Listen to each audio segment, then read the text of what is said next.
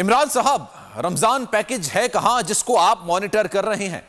इमरान साहब, आप महंगाई नहीं बल्कि सिर्फ आटा, चीनी, बिजली, गैस माफिया के एटीएम्स मॉनिटर कर रहे हैं। मुस्लिम लीग नून की तर्जुमान मरियम औरंगजेब का वजीर आजम पाकिस्तान इमरान खान के बयान पर रद्द-ए-अमल। बोली, महंगाई, माशी तबाही, गुर्बत और बेरोजगारी आपकी नालायकी और करप्शन का मुंह बोलता सबूत है। जो गरीब किराया देने के काबिल नहीं, जिसके पास रोटी खाने के पैसे नहीं, वो कर्ज और उसका सूद कैसे अदा करेंगे? इंशाअल्लाह जब आपकी छतरी से निकलेंगे, माशरा सजा भी देगा और ताकतवर कानून के कठेरे में भी आएगा। इमरान साहब, रमजान पैकेज है कहां जिसको आप मॉनिटर कर रहे हैं?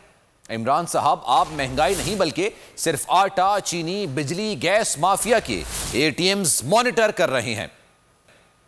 मुस्लिम लीग नून की तर्जुमान मरियम औरंगजेब का वजीर आजम पाकिस्तान इमरान खान के बयान पर रद्द-ए-अमल।